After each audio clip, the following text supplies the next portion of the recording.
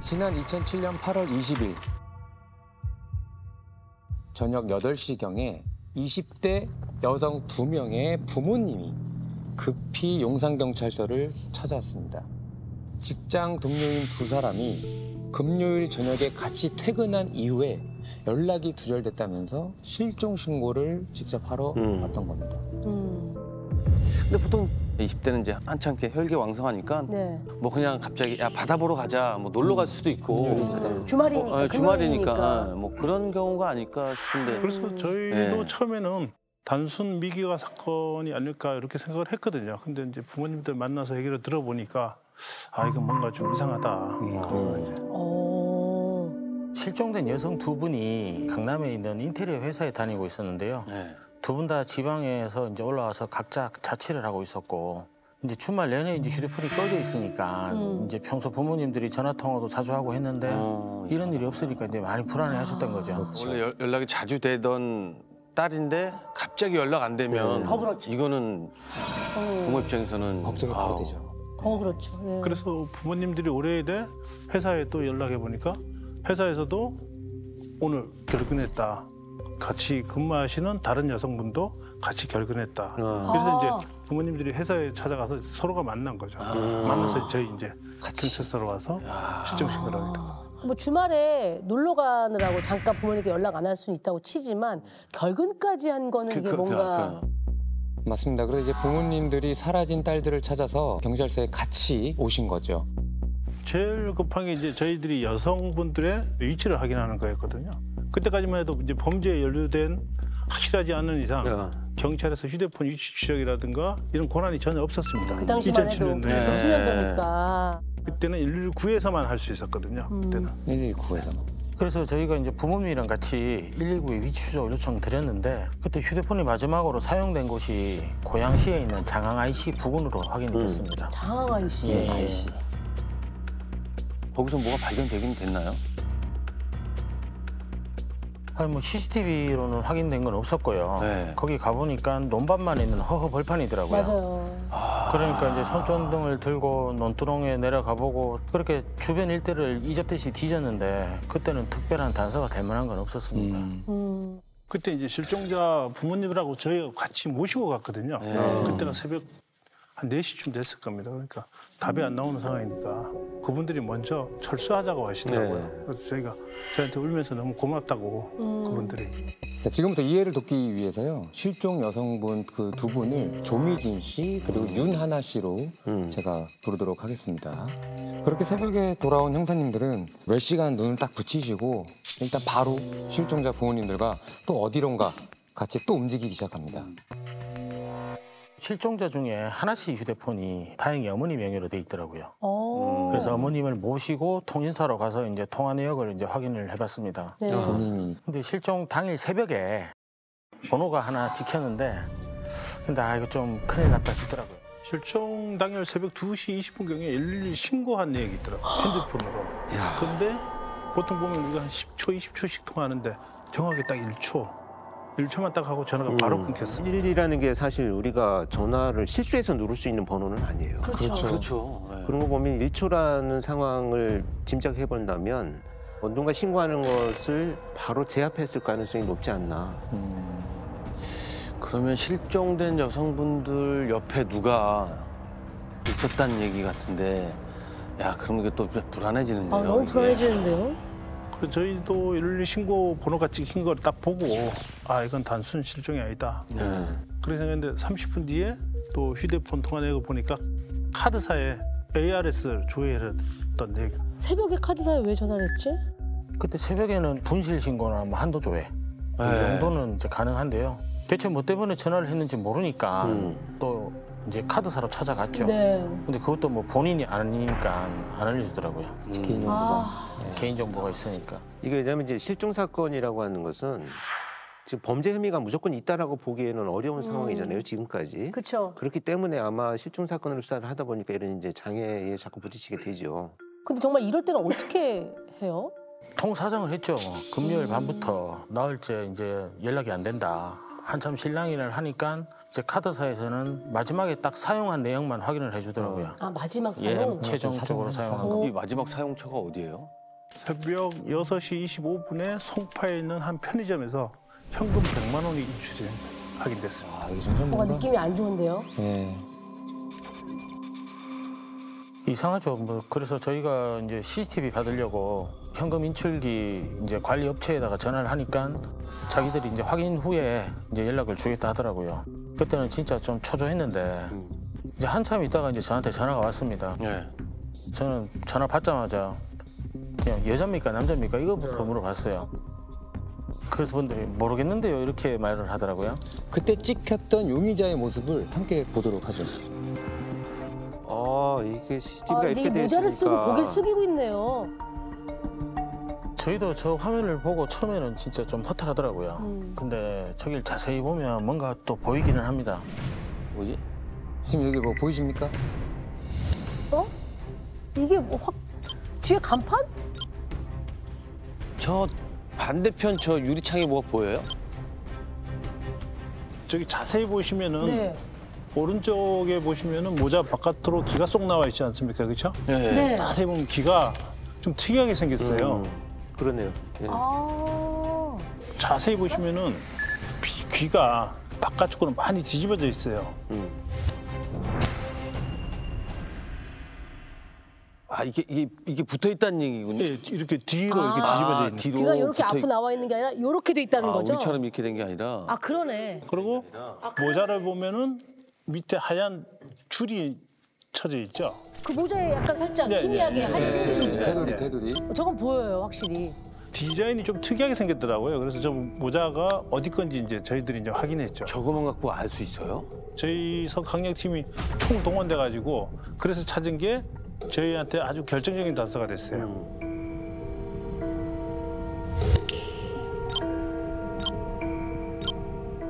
그게 서 만든 남성용 모자였습니다. 아, 남성용이면 남성욕이면 일단은 남자분이 샀을 가능성이 좀 더 크긴 한 거네요. 그렇죠. 네. 예, 예. 그럼 일단은 지금 실종된 여성들의 카드를 이용해서 어떤 모르는 남자가 지금 돈을 인출했다는 거잖아요. 일단 뭐 납치 강도부터 시작을 해야 되는 상황입니다. 그렇죠. 뭐 실종자 부모님 얼굴이 막 겹치면서 뭐 저희 수사팀은 다 이제 긴장할 수밖에 없었죠. 근데 이제 전개가 갑자기 또 흘러가서 뭐 좀 그렇지만 실종 신고가 3일째 되던 날에 형사님들의 불길한 예감이 안타깝게도 현실로 드러났습니다. 아, 왜요? 같이 한번 보시죠. 실종된 20대 여성 회사원 결국 숨진 채 발견됐습니다. 아이. 연락이 끊긴 지 닷새 만에 이곳 경기도 고양시 한강 하류에서 아이. 숨진 채 발견됐습니다. 아유. 고양시 한강변에서 이제 하의가 벗겨진 20대 여성 변사체가 발견이 됐습니다. 네. 관할 경찰서에서 지문 조회를 했더니 이제 하나씨라고 하더라고요. 그래서 이제 아버님을 모시고 일단 영안실로 갔습니다. 저희는. 소식을 듣고 얼마나 하늘이 무너졌을까 생각하니까 너무 마음이 아파요. 옆에서 뭐 저희들이 지켜보면서 정말 심적으로 힘들었는데 네. 여름인데다 또 물가에서 발견됐지 시신 부패도 심했지. 그러니까 이제 아버님이 보시더니 내 딸이 아니다. 내 딸은 저런 모습이 아니라고 네, 맞아요. 우시던 모습이 지금도 좀 마음에 남아있죠. 자, 그런데 이제 하나 씨의 또 사인을 확인을 하려고 국과수에서 부검 순서를 기다리고 있었습니다. 네. 그런데 그때 조 형사님의 눈에 뭔가 예사롭지 않은 게 보였다고 해요. 뭐였을까요? 그 부검실의 안내판이 이제 눈에 탁 띄더라고요. 그날 이제 안내판이요? 네, 누구 몇 명 부검하는지 부검할 사람 이름, 나이, 뭐 발견 상태 이런 걸 이제 간단하게 적어두거든요. 네. 근데 그 중에 하나가 좀 뭔가가 좀 이상하더라고요. 그래서 뭐가? 뭘 보셨길래 이상하지? 잘하는 거죠? 인천 해경에서 발견해가지고 부검을 의뢰로 왔는데 입간판에 20대 여성 발견 장소 김포 한강변 다체 상태 이렇게 적혀져 있는 거예요. 발견된 상태와 연령대가 비슷하네요? 그렇죠.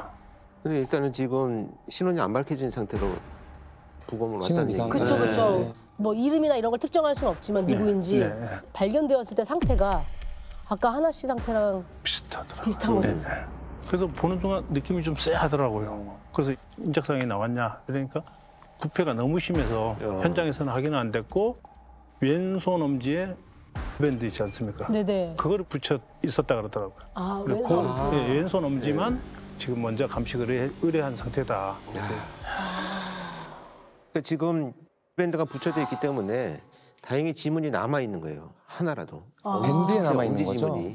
밴드에 감켜져 있으니까 이게 부패가 안 되고 일부 남아 있었던 것 같아요. 손가락이.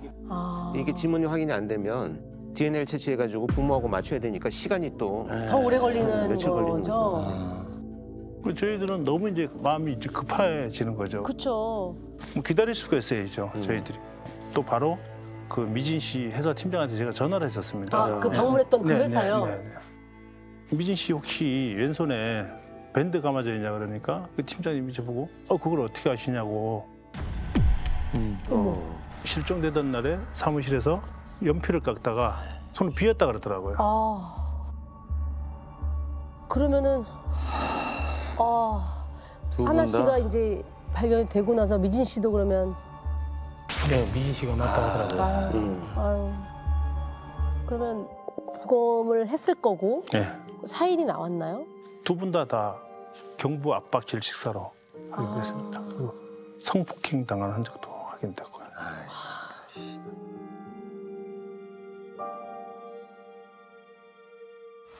긴급으로 영장을 받아서 실종자의 카드 내역, 통신 내역 다 조회했는데요.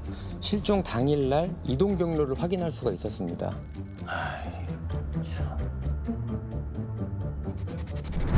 실종 당일 새벽 2시 16분에 네. 홍대에 있는 한 커피숍에서 12,000원이 결제가 됩니다. 그리고 112 신고를 할 때 위치가 합정으로 확인됐고요. 30분 뒤에 고양시 장항IC에서 카드사에 전화를 했고 38분 뒤 고양시 구산동에서 한 번 더 카드사에 전화를 했습니다. 그리고 3시간 후에 송파에서 현금을 인출한 게 확인됐습니다. 지금 이렇게 이제 동선하고 시간을 좀 맞춰보니까 단서가 어느 정도 나오는 것 같아요. 홍대에서 합정까지 6분, 네. 합정에서 장항IC까지 30분 걸렸으면 멈추지 않고 차로 그냥 계속 갈수 있는, 달렸다는 그쵸, 얘기가 그쵸, 되죠. 근데 제가 보기에 지금 112에 전화를 눌렀던 게 바로 이 6분 간격이거든요. 그렇죠. 그러니까 차를 타자마자 근데 그러면 이 두 분에게 차가 있었나요? 차는 없었어요. 차가 없었어요? 예. 저희가 이제 홍대 커피숍 근처 CCTV에서 이제 두 사람이 나오는 모습을 확인했는데요. 가게 바깥에서 나간 후에는 두 분의 이제 하반신만 CCTV에서 확인이 됐거든요. 여기도 각이 안 좋았군요. 그렇죠. 있긴 있었는데 안 찍힌 거네요, 안 그렇죠? 찍혔네. 그래서 이제 다리 네 개가 어디로 가는지 이제 지켜보고 있으니까 가다가 잠시 멈추고는 잠시 후에 앞에 차가 한 대 섰고요. 그러고 그 차에 올라타는 것까지는 확인했습니다. 그 추정은 차를 탔는데 그 차가 뭐 택시인지 개인 차인지 그것까지는 확인을 못했고요. 번호판이라도 그러니까. 안 보였나? 범퍼까지만 찍혀 있었어요. 그러니까 범퍼까지만. 뭐 번호판은 확인할 수가 없었고 차종이랑 색깔은 저희가 확인했는데요. 뭐 당시에 뭐 국민차라 불릴 만큼 너무 흔한 차다 보니까 아하. 특정은 할 수 없더라고요. 예. 지금 두 명이 차에 탔는데 네. 한 명이 운전하면서 동시에 두 사람을 다 제압하는 것은 사실 쉽지는 않아요. 그렇게 보면 공범이 있지 않았는가. 그렇죠. 2명 이상이었을 거다라고 이제 그렇죠. 추정할 수 있다라는 거죠. 그런데 조수석에나 뒷좌석에 누가 다른 사람이 타고 있었다면 네. 과연 그 차를 쉽게 타지는 않았을 거예요. 그렇죠. 누군가 다른 사람이 있는 차를 모르는 굳이 사람이 모르는 사람이 있는 차를 그렇죠, 그렇죠. 굳이 타지 않았을 거예요.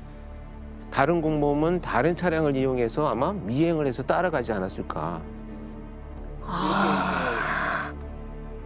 저희도 그렇게 생각을 하고 네. 수사를 했는데 차량을 추적할 만한 뭐 단서가 아무것도 나오지 그렇죠. 않더라고요. 네. 거기서 뜻밖의 상황이 하나 펼쳐집니다. 한창 수사를 하던 중에 하나 씨의 휴대폰이 켜진 거예요. 어머. 범인이 그럼 가지고 있었나? 범인이네. 범인이 갖고 있다가 킨 거네. 저희가 혹시 몰라서 피해자들 휴대폰에 실시간을 그때 걸어놨었거든요. 아. 네. 범인이 가지고 있다가 켤 수도 있고. 근데 이게 진짜 켜진 거예요. 와. 위치를 확인하자마자 바로 저희들은 다 출동을 했죠. 네. 가는 도중에 또 꺼집니다. 이 휴대폰. 신호가. 네. 그런데 이제 다음 날 같은 위치에서 또 하나 씨의 휴대폰이 다시 켰다 또 꺼집니다. 어머. 같은 곳에서 네. 두 번이나? 네. 이건 완전 이상한데? 그러면 너무 이상한 건데? 그래서 저희들은 이번엔 진짜 놓치면 안 된다. 하나 씨 휴대폰이 그때 여성 휴대폰이다 보니까 분홍색이었거든요. 네네. 사람들한테 이런 휴대폰 본 적 있냐 물어보고 이때 싹 다 뒤졌죠. 다 드시. 보통 일이 아니다. 보통 일이 아니다. 모래사장에서 바늘 찾기죠. 네. 이게 뭐 그 똑같은 핸드폰을 갖고 있는 분들은 그렇죠. 굉장히 많을 뿐더러 이게 이 나쁜 놈들이었다면 이걸 감추고 있었을 테니까. 그렇죠. 그런데 뭐 저희가 할 수 있는 게 탐문밖에 없었거든요. 네. 저희가 막 한참 찾고 있는데 한 지구대 대원이 이제 다가오더라고요. 휴대폰 자기가 갖고 있다. 내가. 지구대 직원이 하는 말이 이제 어떤 남자가 이제 길에서 이상한 걸 주웠다고 신고를 해서 출동을 했습니다. 네. 출동을 했더니 그 휴대폰을 이제 주더라는 거예요. 그래서 그걸 받아오는 길에 이제 저희를 만난 거죠. 아, 분실 신고를 받은 거네요? 그렇죠. 야, 이거는 진짜. 어떻게 그 상황이 그렇게 그러니까 그 남자 그건 어디서 차를 타고 간병북로를 가다가 네. 소변 보려고 갓길에 잠시 차를 세우고 이제 풀숲에 들어갔는데 햇빛에 반짝거리는 이제 휴대폰을 발견한 겁니다. 그래서 주인을 찾아주려면 일단 켜봐야 될 거 아니에요. 그렇죠. 켜서 봤는데 마지막 최근 통화가 이제 112인 거예요. 근데 112 신고했던 게 뉴스에 나왔거든요. 1초 동안 그랬던 게. 유여성은 실종될 당시 서울 마포 지역에서 휴대전화로 112 신고 전화를 한 것으로 확인됐습니다. 하지만 통화 시간은 단 1초. 경찰이 전화를 채 받기도 전에 신호음은 끊기고 말았습니다. 그래서 이게 그 여자분들 휴대폰이 아닌가 싶어갖고 경찰에 신고를 했다. 네, 형사님들은 또 이 휴대폰으로 새로운 단서를 또 찾아내기 시작합니다. 휴대폰이 어쨌든 발견돼서 떨어진 곳이 있지 않습니까? 네. 그럼 거기에 누가 있었겠습니까? 범인들. 그렇죠. 그래서 형사님들은 바로 또 현장으로 출동합니다. 네, 갔더니요. 휴대폰 떨어진 곳이 근처에 유난히 담배꽁초가 많이 떨어져 있더라고요. 거기가 도로에서 풀숲으로 좀 들어가야 하는 곳이거든요. 지나가다 잠시 차를 세우고 담배 필 만한 장소는 아니에요. 이거다 싶어서 떨어진 공초를 전부 수거해서 국가수에 분석을 맡겼습니다. 그게 또 나와야 되는데, 이 참. 근데 이게 또 분석 결과 나오는 게 일주일 넘게 걸리거든요. 네. 맞아, 오래 걸리지. 분석 의뢰해놓고 저희는 또 그 사이에 다른 수사를 해야죠 또. 야. 그 시간을 기다릴 수도 있지만, 그것들 또 쪼개서. 담배꽁초가 아닐 수도 있으니까. 그렇죠. 그래서 이제 그때 우리 조 형사님께서 그때 당시에만 해도 굉장히 생소했던 통신 수사를 제안합니다. 이게 통신수사는 특정 시간에 통화한 사람들의 데이터를 받아가지고 하는 건데 같은 시간대에 같은 장소로 이동할 확률이 그렇게 많지는 않잖아요, 사람들이. 그렇죠. 사람이 워낙 왔다 갔다 그다음 다양하니까. 차량 갓길이고 뭐 이런 곳이라면. 그렇죠. 근데 이 사건의 경우 예를 들어서 합정, 고양, 송파 이렇게 뭐 여러 군데를 이동을 했잖아요. 네. 그럼 여기에서 나온 전화번호와 그 장소들의 공통된 번호들이 있을 거예요. 같은 시간대에 통화한 번호들 중에 범인들이 서로 공범이 있다면 통화한. 적어도 아니면 가능성이 같은 그 기지 구간에 있거나. 그렇죠. 공범들끼리도 차를 다르게 이동했다면 통화를 연락을 했을 쓸 수 가능성이 있으니까. 높죠. 당시만 해도 이거 활성화되어 있지는 않았어요. 데이터가 막 쭉쭉 나오고 막 이러지 않고. 그 엑셀로 받아가지고 무지하게 분석을 수백 대 수천 대를 작업을 해야 되는 거죠. 지금 뭐 저희들이 할 수 있는 게 이거밖에 없어가지고 제안을 했고요. 제가 여기서 못 찾으면 이거 미제로 남는다. 네. 그런 뭐 절박한 심정이었죠. 그거 참는 거 진짜 보통 일이 아니에요. 그래서 확인한 통화 내역이 한 10만 건. 그래요. 그 정도 되죠. 10만 건이요? 아유, 10만 건이요? 네. 그럼 사실 그거 뭐 단서라고 할 수가 없잖아요. 10만 건을 어떻게 다 일일이 조사를 해요. 그 10만 건을 다 조사해서 아무것도 안 나오면 이거는 정말 허탈할 것 같아요. 속으로는 엄청나게 불안했죠. 그렇죠. 이 시간에 뭐 주변 탐문 한 번 더 나가볼까 뭐 별 생각을 다 하죠. 여기서 못 찾으면은 진짜 방법이 없는데 또 부모님들한테 뭐라고 설명을 해야 되나. 그렇죠. 피해자 부모님들 생각나고. 또 아니야 나오겠지 오만 생각이 다 들더라고요. 그렇게 분석 작업은 밤새도록 이루어졌습니다. 그리고 그날 새벽 6시 아주 수상한 번호를 3개나 발견합니다. 대단하다. 작업하던 후배가 형님 뭐 이상한 번호가 하나 나왔습니다. 그러면서 이제 통화내고 보여주더라고요. 네. 피해자들이 휴대폰이 사용된 시간대 같은 기지국을 사용하는 휴대폰 번호가 3개가 똑같이 이동을 하는구나. 그러니까 피해자들하고 동선이 겹치는 번호가 나왔다는 거예요. 네. 야. 그러면 아까 그 3명이라고 그랬는데 그 셋을 추격하는 일만 남은 건가요? 그렇죠. 그래서 저희가 3명 인적사항 확인했더니 3명 다 송파구에 같이 살고 있더라고요.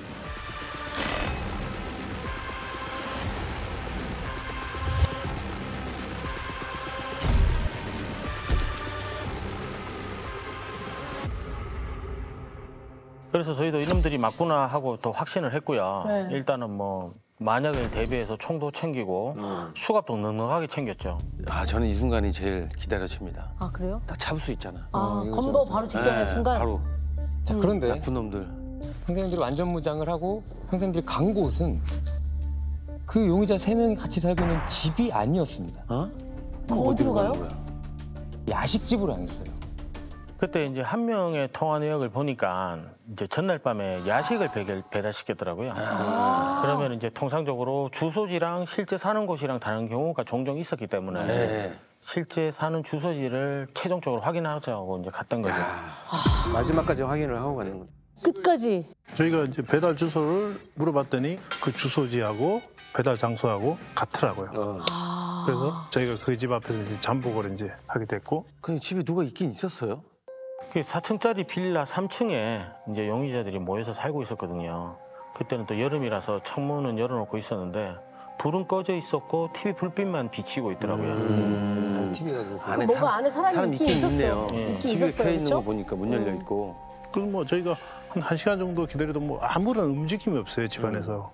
근데 마냥 기다릴 수도 없어서 저희들가 이제 작전을 이제 변경합니다.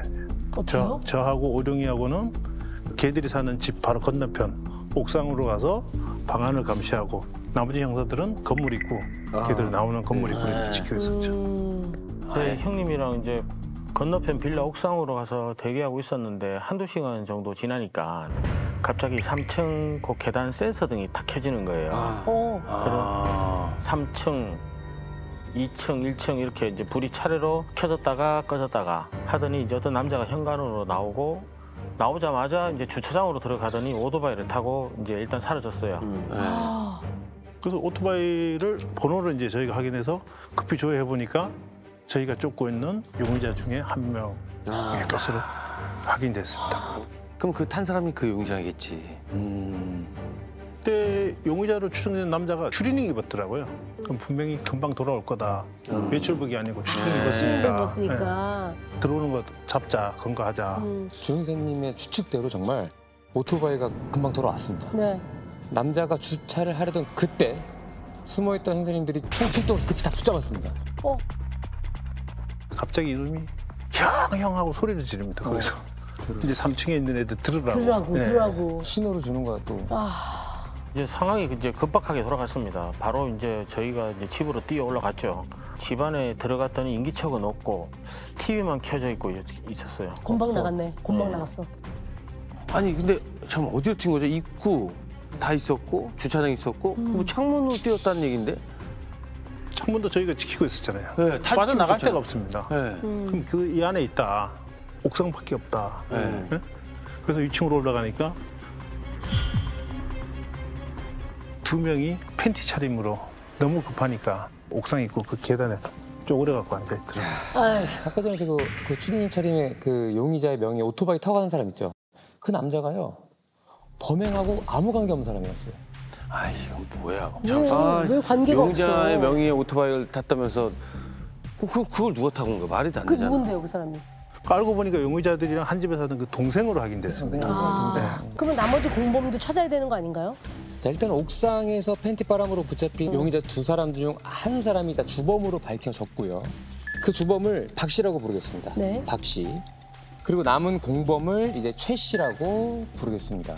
그 상사님들은 급히 최 씨의 행방을 추적하기 시작했습니다. 이제 박 씨한테 최 씨 어디 있냐고 물어봤습니다. 오늘 저녁에 집에서 만나기로 했다는 거예요. 그래서 이제 다시 이제 박 씨 집 앞에서 잠복을 시작했죠.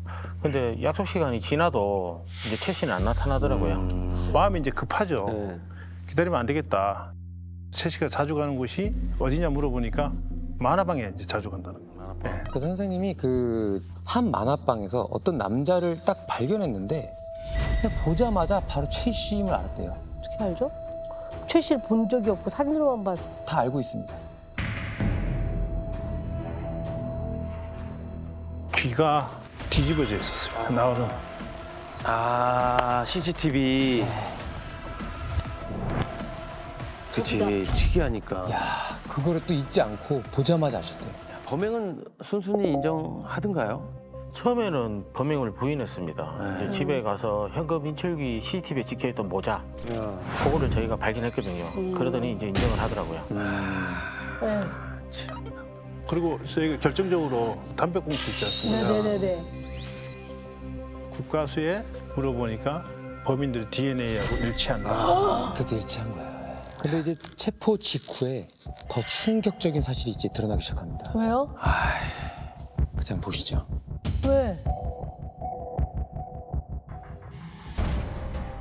네, 서울 홍대 앞에서 실종된 뒤에 숨진 채 발견된 여성 회사원 2명의 살해 용의자들이 붙잡혔습니다. 지금 혐의 인정하세요? 예, 죄송합니다. 왜? 잘못했습니다. 생각보다 겁이 나서 그렇습니다. 신발가방 겁이 나서? 성형을 2번만 쏜 거예요? 몇 번 더 쳤습니다. 저희가 체포 후에 네. 촉이 발동하더라고요. 이놈들 수법상 이 건 한 건이 아니다. 한 번만 하지 않았을 거다. 이런 생각이 들어서 대뜸 피의자한테 몇 명 죽였어? 물어보니까 그놈이 3명이요. 어머. 이렇게 얘기를 하더라고요. 두 명이잖아. 한 명이 더 있었던 한 명이 더 거예요? 있었던 거네요? 그래서 알고 봤더니 8월 20일 강남에서 여성 한 명이 실종됩니다. 그리고 5일 후에 한남대교 근처 수중에서 변사체로 또 발견돼요. 아. 그 사건은 저희들이 용의자를 특정하지 못한 상황이었는데 얘들 자백으로 저희가 이제 여자가 이제 밝혀졌던 거죠. 그러면 이 범인들은 대체 뭐 하는 놈들이에요? 그 박 씨는 택시 운전을 하면서 생계를 꾸려가던 사람이었고요. 나머지 두 사람하고는 이제 온라인 게임을 하다가 이제 만난 사이라 하더라고요. 그래서 박 씨가 두 사람한테 도급 택시를 빌려서 이제 범행을 하자고 먼저 제안을 했다 그러더라고요. 도급 택시요? 예. 택시 회사가 기사를 직원으로 채용하지 않고 놀고 있는 차, 쉬는 차를 그냥 대여를 해주는 거예요. 신원 확인할 필요도 없어요. 차만 빌려주는 거기 때문에. 그래서 강력범죄에 많이 이용돼서 문제점이 막 드러나왔었죠. 청주 일대를 공포에 떨게 만들었던 연쇄살인마 중에 안남기라고 있는데 이 범인도 도급 택시를 이용해서 범죄를 당시에 저질렀습니다. 굉장히 위험해서 지금은 도급 택시를 운영하지 않습니다. 왜 그랬다고 해요? 그냥 하는 말이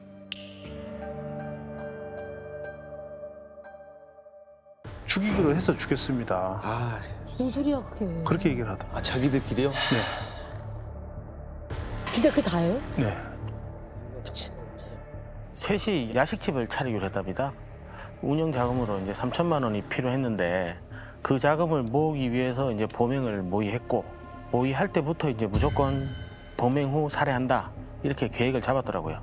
이거 그러니까 돈 먹을 때까지 사람의 목숨을 그냥 증거인멸로만 생각한 거예요. 그 사람의 목숨을 본인들이 야식집을 차리기 위한 도구로 생각한 거예요. 그렇죠. 너무 쉽게 너무 그 쉽게 어떻게 그런 생각을 할 수가 있지? 진짜 어이가 없네. 저희가 뭐 수사하면서 제일 어이없고 화가 났던 게 걔네 3명이 살해하고 뺏은 돈이 105만 원입니다. 그러고 강남에서 납치했던 여자한테 5만 원. 5만 원. 목표 금액을 채우기 위해서 범행을 계속할 생각이었다는 게 저희가 좀 어이가 없더라고요, 진짜. 그 야식집을 하기 위한 3천만 원이 찰 때까지 어차피 강도 살인을 할 생각이었다라고 했다는 거죠? 네. 야, 진짜.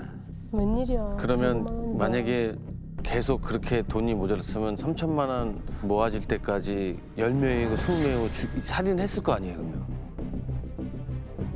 3명 죽이고 105만 원을 벌었는데 계산적으로 하면 3천만 원 모으려면 90명을 애들이 죽여야 돼요. 그렇죠. 네.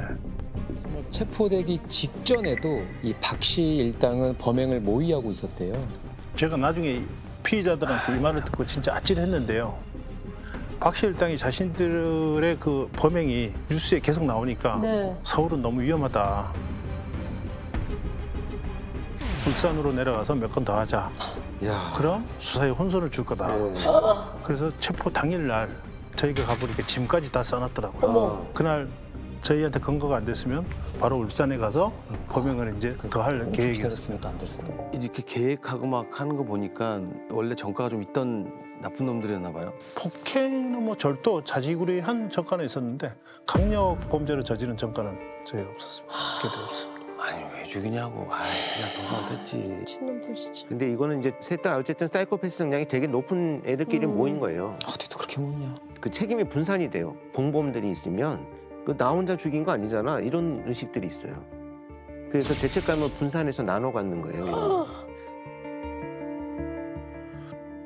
그래서 이제 범인한테 이제 범인 수법을 물어보니까 박 씨가 빈 택시로 운전을 하면서 손님을 태우고 가다가 통화를 한다든지 이제 뭐 이렇게 위치를 알린다든지 이렇게 있는 경우에서는 이제 범행 대상에서 제외를 했고요.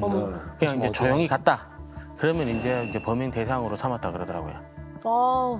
그래서 이제 차가 이제 고장난 것처럼 갓길에다 차를 세우고 그래서 차에서 내려서 뭐 예를 들어 본네트를 본다든지 이런 행동을 하면 뒤에 따라오던 공범이 바로 이제 택시로 딱 달려드는 거죠. 그거 얼마나 공포스러웠을까요, 피해자들이. 그러니까. 그 앞에 이 사건 하기 전에 이 사건 이후로 많은 분들이 뭔가를 챙기기 시작했다고 하셨잖아요. 제가 말씀드렸죠. 예. 알 것 같아요. 그때부터 택시 번호판 많이 챙겼던 것 같아요. 옛날에 사진 찍었잖아요. 친구 관련. 네. 그래서 귀갓길에 야, 잘 가. 택시 왔어. 그러면 친구가 찍어주고. 그게 아마 이 사건 이후였던 것 같아요. 맞습니다. 이게 사건의 내용이 대대적으로 알려지면서 한동안은 여성분들은 거의 택시 타는 걸 기피하는 현상까지 나타났다고 맞아요. 합니다. 당연히 누가 타려고 그랬어. 엄마들도 택시 타지 마라 그랬었죠. 맞아요. 맞아요. 네. 선량하게 택시 영업하시는 분들이 피해를 봤었죠. 맞아요. 아니, 결과는 어떻게 나왔습니까? 세 사람 다 1심에서 무기징역 선고받았습니다. 근데 박 씨를 제외한 2명인 주범은 박 씨인데 자기들이 왜 형량이 똑같냐면서 항소를 했습니다. 근데 재판부에서는 안 받아줬죠. 셋 다 무기징역 받았습니다.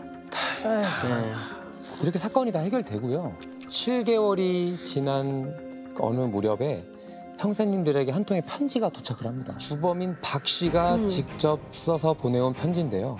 자, 이거를 정환영이 한번 내가? 네, 읽어주시면. 이게 주범이 쓴 편지라는 거죠. 예, 맞습니다. 진짜 편지네요? 강력 4팀 형사분들께 잘들 지내고 계시죠? 얘는 벌써 여기서 틀렸어. 잘들 지내고 계시죠? 야, 저도 벌써 이곳에 온 지 6개월이나 넘었네요. 세 사람을 살해한 크나큰 죄를 저질렀는지 한숨만 나옵니다.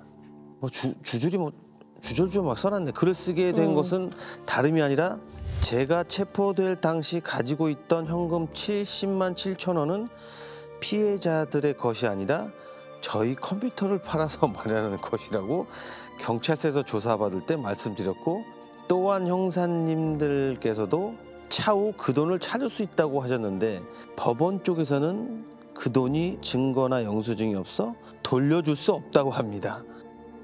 야, 그럼 이거 돈을 달래는 거예요? 이곳에서 마저 빈부의 격차를 느껴야 하는 제 자신이 초라합니다. 하고 있네 아주. 사람 목숨 죽여놓고 돈 달라는 지들 전 거야. 70만 원은 받고 싶어서 편지한 거네. 형사님들께서도 그 부분을 법원에 말씀 좀 해달래요. 돈 받게. 들 아냐? 이 원본이에요? 아, 원본을 좀 어떻게 해. 왜? 나 만졌잖아. 기분 나쁘죠? 아이. 여기 뒷면도 혹시 그리는 한번 봐주시겠습니까? 뒷면도 아이, 어때요? 내가 만졌으니까 나만 만질게, 만지마요. 뭐라는 거야? 추신을 또 써놨어요 뒤에다. 수신. 3월 27일이 항소심 씨 선고일입니다. 그 전에 해주시면 더 감사하겠습니다. 야 내가 미친놈 될 것 같은데 이 편지 읽으니까? 나도 이런 진짜 처음 본 것 같아. 아니 항소심하기 전에 해결해 달. 야 지금 너 니네 지금 얘네 무슨 니네 빚 받니? 무슨 말이야? 지들이 왜 교도소 갔는지를 모르는 거예요? 아 현아. 죄의식이나 죄책감 이런 거는 애초에 없다고 봐야 되는 거죠. 저는 혹시라도 편지를 썼다 그러길래 뭐 반성하고 참여하는 편지를 써서 혹시라도 선고에 형량을 좀 감면받으려는 이런 수작이면 진짜 가만히 안 둬라고 생각하고 들었는데 얘는 그걸 넘어섰네. 그거 넘어선 거예요 지금. 형사님한테 자기 돈 갖다 달라는 거죠. 돈 찾아달라는 거잖아요 지금. 영수증 찾아달라고. 감방에서 어디다 대고 형사님들은 신분센터만도 못하게 여겨. 아니 피해자들의 가족이나 그 사람들 생각해 봤냐고. 얘네들 그런 적도 있어요. 경찰서에 조사받을 때 범이라도 일단 밥은 먹여야 될 거 아니에요, 그죠? 그럼 저희는 뭐 중국집밖에 뭐 딱히 시킬 게 없잖아요. 그러니까 그렇죠. 그 중에 한 명이 소화가 안 된다고 그냥 다른 밥 시켜달라고 이렇게도 요구를 해요. 소화가 안 된다고. 들어보면 그러니까 얘네들은 그런 죄의식이 전혀 없었던 거죠. 자기는 밥 먹고 살고 싶다고 사람들 그렇게 목숨 아무렇지도 않게 죽여놓고 소화돼서 배 좀 아플까 봐. 된장찌개 시켜주세요 이런 식으로. 이건 어떻게 이해해야 되지?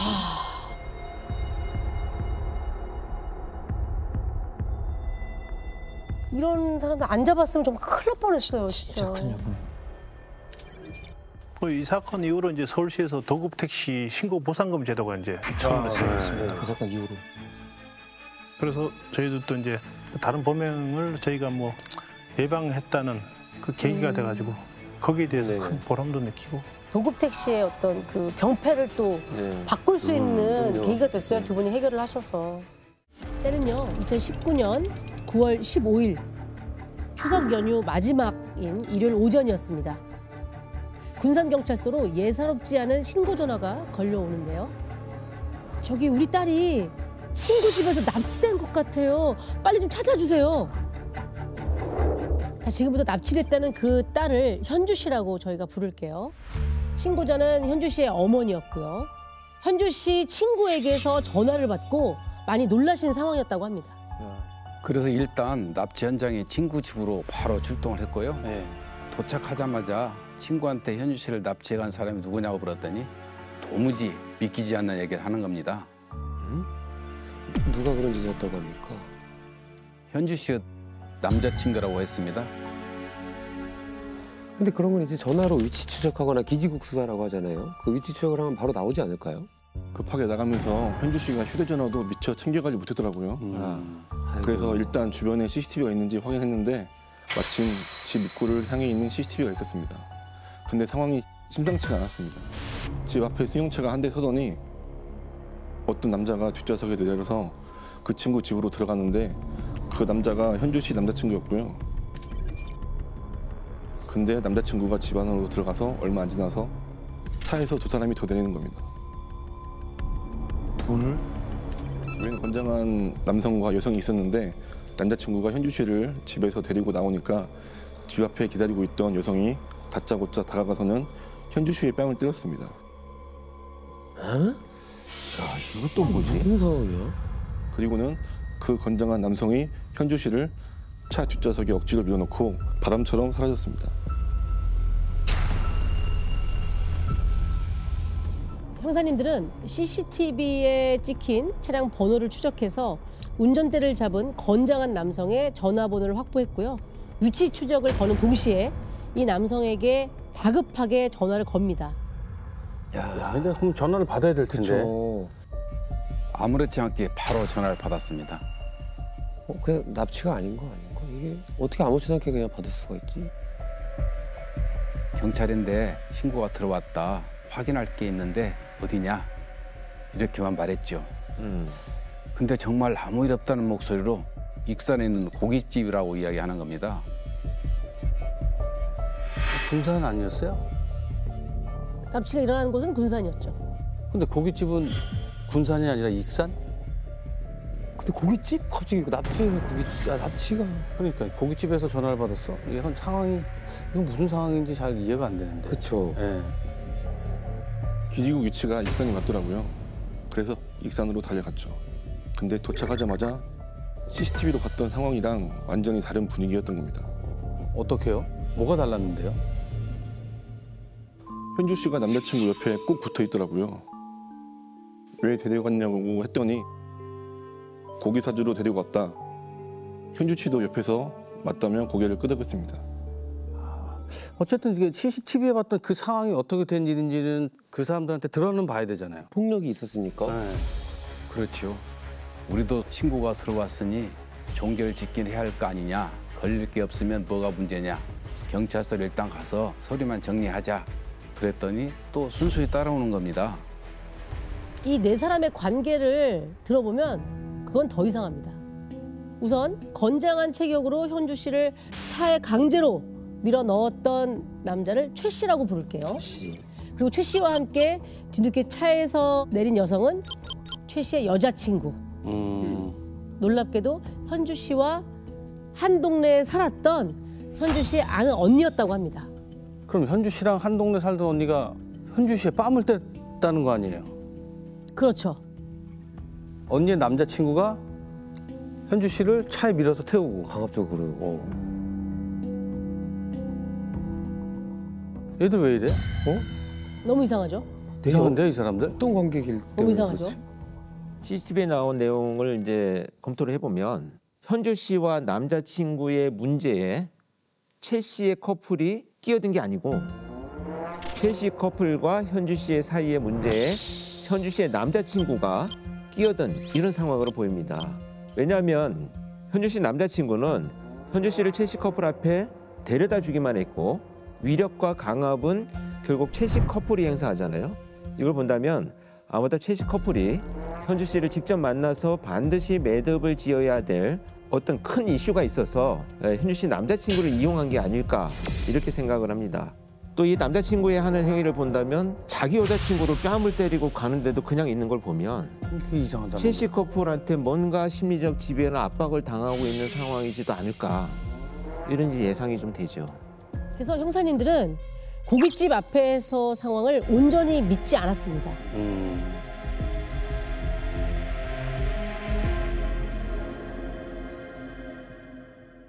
왜냐하면 현주 씨 어머니를 만나 현주 씨 납치에 대해 조사를 했을 때 형사님들 앞에서 안절부절하면서 어머니가 했던 바로 이 말 때문이었습니다. 우리 딸이 며칠 전부터 계속 이상한 헛소리를 하더라고요. 누가 물을 뿌려서 사람을 죽였다고. 사람을 땅에 묻었다고 하면서 자기도 묻힐 것 같다며 자꾸 무섭다고 하는 거예요. 이 얘기랑 이 납치가 뭔가 관련이 있는 것 같은데요. 지금 이렇게 들어보니까 또. 그래서 저희가 데려오는 동안 서로 말도 못 붙이게 하고 경찰서에서 도착하자마자 넷을 완전히 분리시켰습니다. 네. 그리고 현주 씨한테 가서 조용히 물었죠. 땅에 사람이 묻혀 있다는 게 무슨 얘기인가요? 라고 계속 물어봤더니 현주 씨는 갑자기 몸을 떨면서 무섭다고 자기도 죽을지 모른다고 하는 겁니다. 그 말을 듣는 순간 아 이거 진짜 뭐가 있다 싶었죠. 네. 혹시 저 사람들이 사람 죽이는 걸 봤냐 그랬더니 한참을 망설이다 현주 씨가 고개를 끄덕이는 겁니다. 자, 이때부터 좀처럼 믿기 어려운 이야기들이 현주 씨 입에서 나오기 시작합니다. 현주 씨 커플은요, 무려 6개월 동안 익산에 있는 최 씨 커플 집에서 같이 살았다고 합니다. 6개월? 그 기간 동안 최 씨 커플에게 돈도 뺏기고 폭행을 당하는 것도 모자라서 살인까지 목격하게 됐다는 거죠. 이야, 이건 뭐지? 너무 무서웠던 현주 씨는 남자친구도 그곳에 두고 몰래 혼자 도망쳐 나갔다고 합니다. 동네 언니였던 최 씨 여자친구가 오랜만에 연락을 해온 겁니다. 어떻게 지내는지 한참 얘기하다가 현주 씨가 남자친구랑 같이 지낼 곳이 없어서 고민 중이라는 얘기를 꺼냈더니 그러면 자기네랑 같이 살자는 제안을 하더랍니다. 일자리도 소개해주고 남자친구가 그 집을 들어가게 했는데 며칠 후 언니의 남자친구인 최 씨가 현주 씨 커플에게 황당한 얘기를 하는 겁니다. 너희가 여기서 계속 살고 싶으면 이렇게 놀고 먹을 생각하면 안 돼. 내가 시키는 대로 하면 여기서 살 수 있게 해줄게. 나 조폭인 거 알지? 최 씨가 조폭했단 거예요? 예, 최 씨가 어릴 때부터 충청도 지역에서 조직 생활을 했던 것으로 확인됐고요. 익산에서도 웬만하면 알 정도였어요. 온몸이 문신으로 도배가 돼 있었습니다. 아, 하긴 진짜 조폭이었구나. 조폭이었으면 범죄에 좀 연관된 일들을 많이 시키지 않았나 싶네요. 시키는 대로 하면 살 수 있게 해줄게라는 말이. 그렇죠. 현주 씨에게 성매매를 시켰습니다. 최 씨가 채팅으로 성매수자들을 직접 찾아서 현주 씨를 약속 장소에 데려다 줬고요. 그렇게 번 돈을 전부 갈취했더라고요. 현주 씨 남자친구한테는 일용직으로 벌어오는 모든 돈을 빼앗고요. 근데 아무리 조폭이라고 해도 남자친구와 현주 씨 둘이니까 좀 용기 내서 마음을 먹으면 도망칠 수 있지 않았을까요? 왜 그러니까 당하고만 있을까? 이게 성매매나 뭐 일용직이나 다 그러니까 너무 이게 힘들 텐데. 초반엔 최 씨 커플이 현주 씨 커플의 휴대전화에 위치 추적 앱을 깔아서 일거수일투족을 감시했다고 했습니다. 그러다가 휴대전화를 결국 모두 뺏겠다고 했고요. 어느 날 현주 씨 남자친구가 몰래 휴대폰을 개통했다가 발각된 적이 있었는데 그때 심한 폭행이 있었다고 했습니다. 현주 씨가 살인을 목격했다고 했잖아요. 그건 사실인가요? 대체 누구를 살해했다는 거예요? 그러니까요. 자, 이 집에는 놀랍게도 현주 씨 커플만 함께 살았던 것이 아니었습니다. 또 있어요? 또 있어? 한 집에 무려 남녀 7명이 동거를 하고 있었는데요. 자, 최 씨와 그 여자친구 그리고 또 다른 남성인 홍 씨 이렇게 세 사람이 주축이 돼서 현주 씨 커플과 나머지 여성 2명이 이렇게 넷이 벌어온 돈을 갈취하며 살았다고 합니다. 자, 그럼 혹시 현주 씨 커플을 제외한 나머지 2명 그 여성분 2분이 있다 그랬잖아요. 그분 중에 한 분이 묻히거나 살해된 걸 본 거 아닐까요?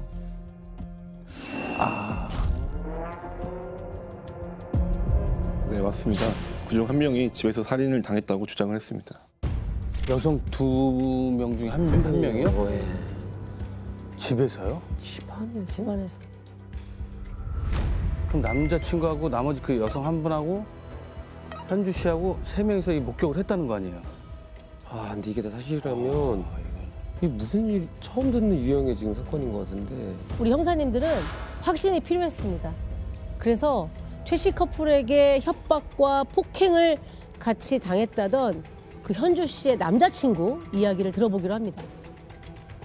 계속 일하면서 돈까지 갈취당하면서 이렇게 살았는데 쉽게 말을 할까요? 남자친구가 안 할 것 같은데. 그러니까 보니까 아까 현주 씨는 도망이라도 간 상황인 거잖아요. 그럼 남친구는 도망조차 못 간 상황에 어떻게 보면 찾으러 갔던 사람이니까. 같이 갔었잖아요. 최 씨하고 최 씨 여자친구하고 남자친구하고. 그걸 솔직하게 얘기하라 그러면 찾으러. 바로 얘기를 할까? 안 했을 것 같은데. 예. 그래서 우리가 이미 다 알고 있다는 뉘앙스로 물었습니다.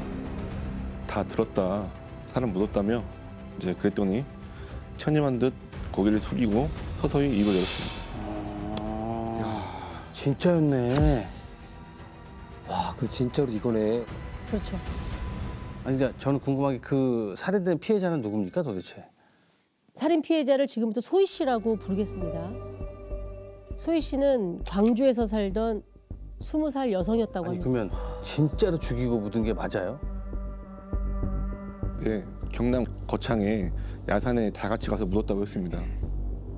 그때가 오후 4시가 넘었을 때였는데 군산에서 2시간 정도 거리라 빨리 가면 해지기 전에 현장을 확인할 수 있을 것 같더라고요.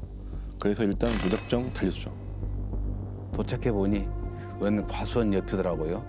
정확히 묻는 곳이 어디냐고 했더니 손가락으로 딱 가리키는데 보니까 거기만 잡초가 없고 흑색이 다른 겁니다. 이게 매장하면서 이거 흙이 뒤집혀졌구나 이게. 네. 예, 그렇죠. 그러니까 보면 이제 제가 아까 최 씨의 여자친구 홍 씨, 그렇죠. 셋 중에 분명히 주범이 누가 있을 텐데 그게 누굴지도 지금. 야, 그렇죠. 아침에 납치 신고를 받고 납치 피해자를 찾아내고 살인에 대한 진술을 받아내서 그 매장이 되었을지도 모르는 현장에 도착하기까지 10시간밖에 걸리지 않은 상황이었습니다. 하루에 이게 다 일어났다고요? 네. CCTV 확인해서 익산 갔다 군산 왔다 거창 다시 가서 지금 거기까지 갔는데 10시간. 그러니까 처음에는 납치 사건이라고 생각했던 사건이 10시간 만에 살인 사건이 돼서 현장에 가게 된 거죠. 저는 심지어 그 뒤집힌 흙을 보기 전까지만 해도 사실이 아닐 수도 있다고 생각했었습니다. 사실 여기까지 얘기가 진행되면서 뭐가 좀 이상하다는 생각 안 드셨나요? 한두 가지가 아니죠. 이렇게 단체로 이렇게 산다는 것도 이해가 안 되고 네. 첫 번째로는. 네. 그것도 있어요. 성인 4명이 셋한테 협박을 당했어. 숫자적으로도 그렇고. 아니 그러니까요. 그리고 성매매도 당하고 남자친구는 또 왜 가만히 있고? 자기 여자친구가 성매매 당하는데 가만히 있는 사람이 어디 있어요. 자기 맞아요. 목숨 걸고도 막지. 두려움이나 공포만으로 일어날 수 있는 일은 아니에요. 그러니까 어떤 협박을 당하고 있는지는 모르겠지만 그래도 나 같으면은 목숨을 걸고라도 자기가 사랑하는 여자친구를 지키죠. 거기다가 또 살인까지 목격했다면서요. 그럼 신고를 했어야지. 그렇지. 그렇죠. 사실 지금까지 상황이 이상한 게 한두 가지가 아닐 겁니다. 그중에서 가장 이상한 건 왜 이들은 당하고만 있었을까? 아니 그러니까요. 다 가만히만 있었을까. 그렇죠. 이 부분이 아마 가장 미스테리하게 느껴지실 텐데 네. 이 모든 상황에는 이유가 있었습니다. 현주 씨와 현주 씨 남자친구는 지적 장애가 있었어요. 현주 씨는 2급, 현주 씨 남자친구는 3급. 아니 그러니까 이렇게 됐겠었겠지. 저는 거창에 가면서도 솔직히 마음으로는 사실이 아니길 바랬습니다. 끔찍한 그 일들이 차라리 모두 거짓이었으면 좋겠더라고요.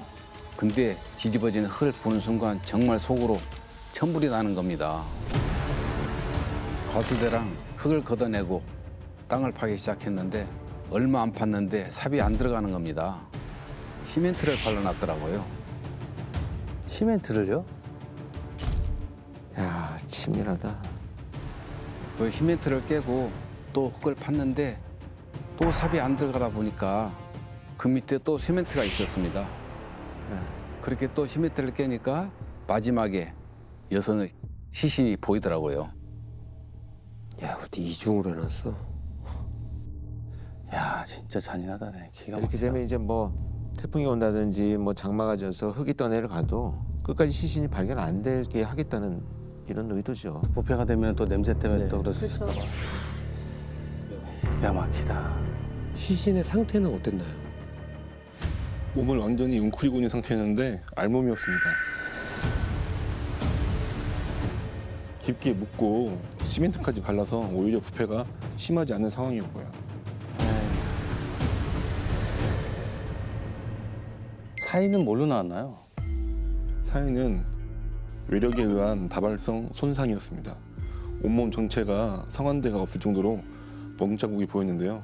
군데군데 딱딱한 피멍까지 보였습니다. 치아도 다 부러져 있었고요. 뼈도 골절돼 있었습니다. 찔리고 베인 상처도 셀 수 없을 만큼 발견이 됐고요.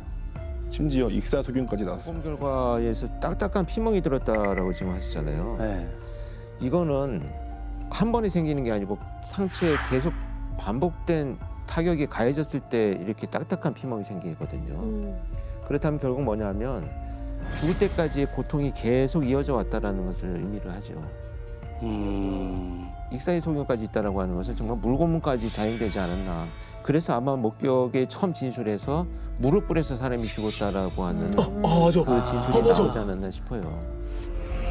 그러니까 그 시신이 그 소희 씨의 시신이 맞나요? 네, 맞습니다. 지문으로 신원이 확인됐고요. 이미 2달 전에 광주에서 실종 신고가 들어와 있었습니다. 현주 씨의 납치 사건으로 시작된 이 사건은요. 강력 살인 사건으로 몸집이 거대하게 불어납니다. 네. 그렇죠. 형사님들 곧장 최 씨 커플에게 달려갔는데요. 그들은 입에 자물쇠부터 채웁니다. 최 씨 여자친구는 계속 묵비권을 행사했었고요. 최 씨는 잠시 고민하더니 입을 살짝 열기 시작했습니다. 근데 소희 씨를 죽인 게 자신이 아니라고 하는 겁니다. 자긴 홍 씨가 시킨 대로 했을 뿐이라고 계속 주장하였거든요. 홍 씨가 주범인데 지금 안 보이는 거면 도망갔다는 얘기인가요?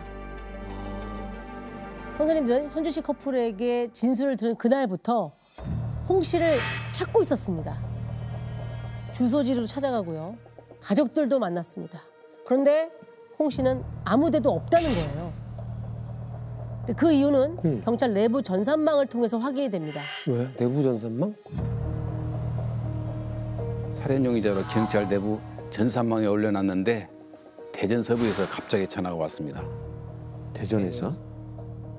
중고 물품을 거래하다가 사기로 걸렸더라고요. 대전 서부서에서도 인적 사항을 확인하다가 살인 수배로 올라온 것을 보고 놀래서 전화를 했던 거고요. 계속해서 범죄만 저지르고 다니네. 그래서 저희가 급하게 대전으로 갔는데 홍 씨를 딱 보자마자 죽음이 아닌 것 같았습니다. 어땠는데요? 체구가 엄청 작았었습니다. 최 씨랑 비교가 안 될 정도로고요. 저희가 전과 기록도 이미 확인했었는데 아주 잡범 수준이어서 주범으로 보이지는 않더라고요. 그래서 어떻게 하셨습니까? 우리 윤 형사님이 홍 씨한테 던집니다. 네가 죽인 거라며? 최 씨가 그러더라. 네가 시키는 대로만 자긴 했다고. 홍 씨는 뭐라고 하던가요? 홍 씨 입에서 아주 본물처럼 얘기가 터져나옵니다. 소희 씨를 처음 데려온 것도 소희 씨에게 폭행을 하라고 지시한 것도 모두 최 씨라고 했습니다. 그러면 최 씨가 그 소희 씨를 어떻게 알고 데려왔다고 하던가요?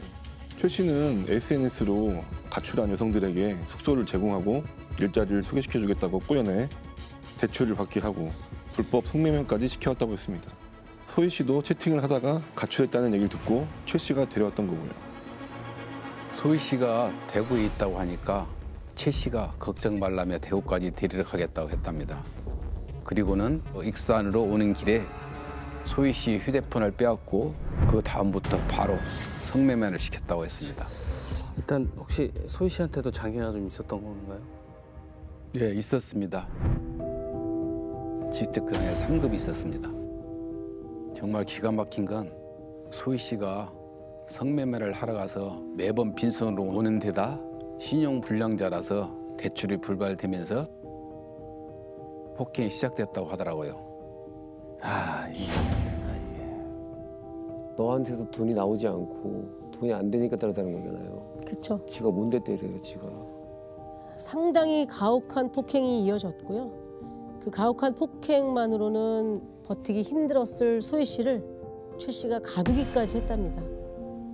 무려 7명이 살았던 바로 그 집에. 지금 내부도 뭐 엉망이네.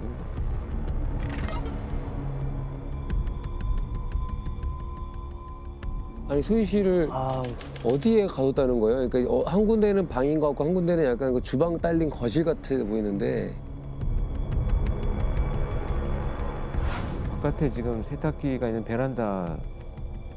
베란다 안쪽은 지금 이렇게 세탁기가 비치되어 있는 세탁실인 거죠. 설마 세탁실? 세탁기 말고 뭐 사람이 어떻게 있을 때가 있어요? 세탁기가 있는 저기가 베란다였는데요. 저기에 소희 씨를 가뒀다고 했습니다. 저기다가 감금을 했다고요? 저기 잠은 어떻게 자는 거예요? 잠도 못 잤을 텐데 그러면? 저기서 먹고 자게 했다고 했습니다. 저기서요? 안에서 문을 열지 못하도록 거실에서 문을 잠갔고요. 소희 씨가 6월 말부터 사망한 8월 18일까지 얼마나 덥습니까? 그런데 베란다 창문도 열지 못하게 했답니다. 죽이려고 작정을 했네 아주. 저긴 베란다 오면 빛이 들어와서 엄청 덥고 8월까지 엄청 얼마나 덥겠어. 해가 때리면 상상도 못 하죠. 비닐하우스처럼 빡 찔 습한 텐데. 8월에. 그냥 돈 못 벌한다고 지금 저기 감금시킨 거 아니에요? 저 좁은 공간에. 네. 이유는 그거 하나입니다. 이게 뭐야? 이게 뭐 현대판 노예야 뭐야? 뭐 어떻게 저기 저럴 수가 있지? 근데 지금까지 이 얘기는 다 홍 씨의 주장일 뿐이잖아요. 홍 씨의 말을 100% 또 믿어야 되는 상황인 게 맞는지도 좀 그렇기도 하고요. 믿을 수가 없죠. 최 씨와 홍 씨는 계속 이 추악한 일을 한 주범은 나는 아니다. 라며 서로 미룹니다. 상대방이다. 그래서 형사님들은 이 집에서 살았던 사람들의 휴대전화를 압수해서 디지털 포렌식으로 하루하루를 복구해냅니다. 그런데 증거가 될 만한 것들이 하나씩 나오면서 형사님들은 정말 비상에 걸리게 됩니다. 절대 외부에 유출되면 안 된다 해서 보안을 걸어둘 정도였다고 해요. 주범이 누굽니까? 주범은 최 씨와 홍 씨, 그리고 최 씨 여자친구 이 세 사람이 모두 소희 씨에게 폭행과 학대를 번갈아 가면서 합니다. 세 명이서요? 네. 똑같은 공범이네. 사진이랑 영상으로 일일이 다 찍어놨더라고요. 정말 화가 나는 건 저희가 휴대전화로 증거 다 나왔다고 해도 절대 인정하지 않았습니다. 그것도 이해가 안 되네. 그러니까 진짜 이해가 안 가네. 최 씨랑 홍 씨가 토치로 소희 씨의 머리카락에 불을 붙이고 테이프로 온몸을 칭칭 감아서 움직이지 못하게 한 다음 최 씨가 성추행하는 장면도 있었고요. 홍 씨가 웃으면서 신나게 낯을 갈고 있길래 이걸로 뭘 했냐고 했더니 소희 씨 허벅지랑 발등을 찍었다고 했습니다. 또 최 씨 커플이 베란다에 김초산을 동그랗게 원을 그리면서 붓는 것을 보고 이걸 왜 그랬냐고 물어보니 김초산이 살이 닿으면 화상을 입으니까 원 안에 움직이지 말라고 뿌렸다고 하는 겁니다. 와 진짜 역대급 미친 납치기네 이거. 이게 19년도 사건이라지 않았어요? 그러니까 얼마 안 된 거란 말이에요. 얼마 안 된 거예요. 그러니까 이게 합리적인 판단을 하지 못하는 사람들을 대상으로 감금하고 납치해서. 근데 이게 정말 순순히 돈 때문이었던 건가요? 뭐 자기들한테 돈 안 벌어다 주고 돈 안 된다고? 예, 돈 때문이었습니다. 집에서 명품 가방이랑 시계가 굉장히 많이 나왔었거든요. 피해자들한테 성매매랑 일을 쉽게 뺏는 돈으로 탕진을 하다 보니 소희 씨가 돈을 못 벌어오다 보니까 화가 났다고 진술했습니다. 2달 가까이 베란다에 가둬놓고 밥도 제대로 준 적이 없었고요. 이틀에 한 번 정도 종이컵에 이렇게 맨밥을 조금 담아서 주는 게 전부였다고 해요. 결국에는 소희 씨는 나중엔 제대로 서지도 못하고 네, 뭐 걸는 건 당연히 더 할 수도 없었던 그런 상태까지 이르렀다고 합니다. 아무리 건장한 사람을 그 베란다에 하루만 날아도 탈진해서 쓰러지죠. 와, 2달을. 낫으로 허벅지랑 발등을 찍어놓고 치료를 해줬겠냐고요. 그냥 방치했겠죠. 집에 구조를 보면 아시겠지만 쓰러져서 있는 거를 안에서 다 볼 수 있었던 상황이에요. 아 사람끼리 이게 말도 안 돼. 너무 잔인한 거잖아 이건 진짜. 너무 끔찍한 얘기지만 그 상태에서 지들끼리 생일 파티도 했답니다. 그러니까 진짜 악마가 있다니까 사람 안에는. 그걸 보면서 자기들 안에서 맛있는 거 시켜 먹고 했겠죠? 고통스러운 걸 보면서. 고통스러운 걸 보면서 지들은 배가 고팠을 테니까. 7명이 살면서 분명히 폭행을 하면 소리도 질렀을 거고 그 주위에서 알 수 있었을 텐데. 입을 행주를 물려서 소리를 내지 못하게. 근데 아까 전에 그 소견 중에 소희 씨가 익사 소견이 있다 그랬잖아요. 네. 온갖 학대로 기력이 쇠할 대로 쇠해진 소희 씨가 사망 당일 옷을 입는 때 바지에 변을 보게 됩니다. 그걸 보고 최 씨가 갑자기 뜨거운 물로 소희 씨에게 뿌렸고요. 소희 씨가 미끄러지자 홍 씨가 소희 씨 머리를 잡고 코와 입에 뜨거운 물을 계속 쐈다고 합니다. 이때 소희 씨가 숨을 못 쉬자 최 씨가 연기를 한 다음에 물을 더 뿌려라고 했고 홍 씨는 소희 씨를 발로 받고 계속 물을 뿌렸답니다. 그렇게 소희 씨가 숨이 멎었어요. 다음은 최 씨 여자친구가 119에 신고를 하려고 했다고 합니다. 그때 최 씨와 홍 씨가 뜯어 말려요. 소희 씨 몸에 있던 상처 때문에 혹시라도 본인이 잡혀갈 것이 두려웠던 거죠. 결국 그랬구나. 그래서 그때 최 씨가 안매장을 제안했던 거였습니다.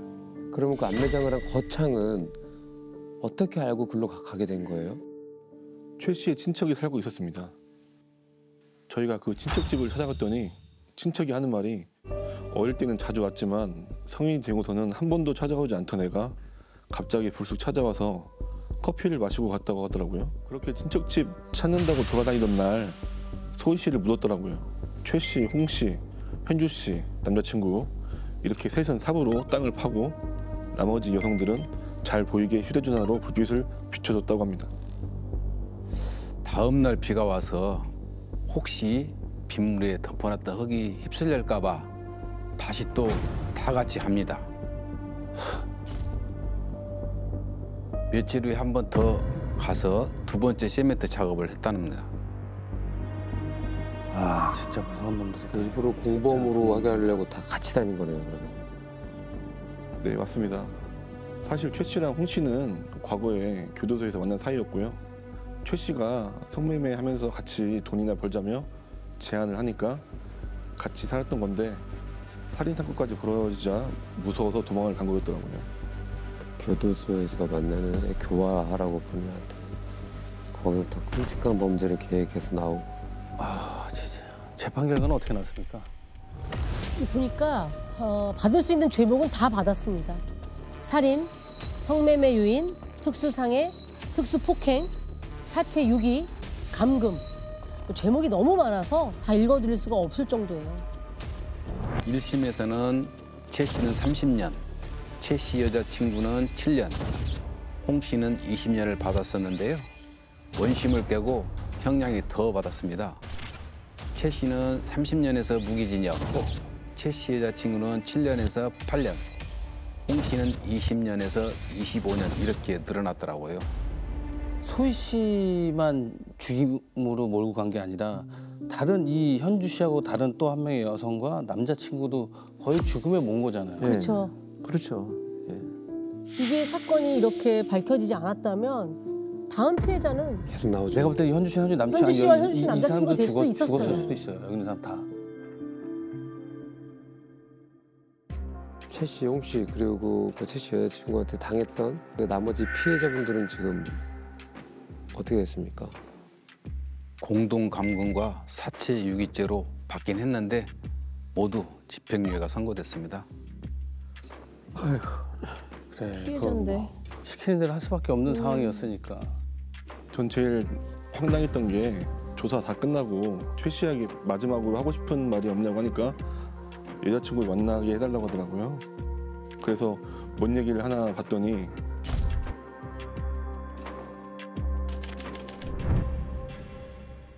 사랑한다, 뽀뽀 한번 하자 이러더라고요.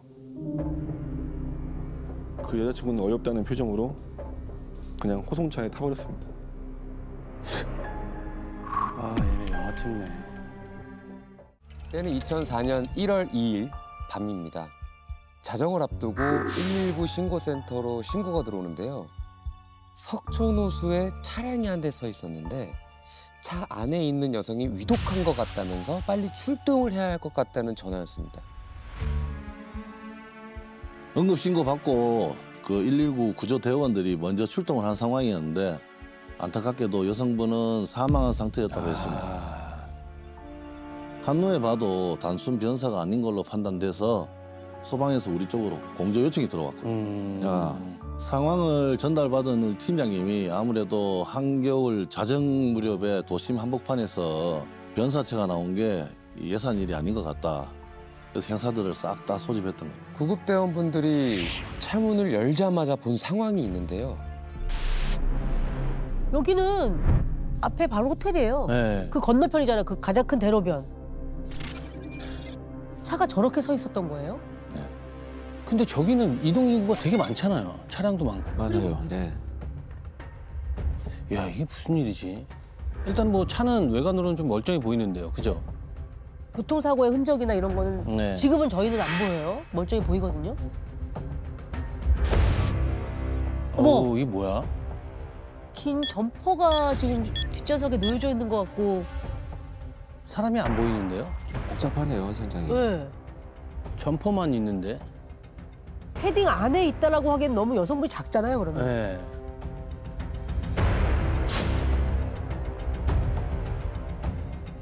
아, 아니면 저 밑에, 좌석 밑에 있는 건가?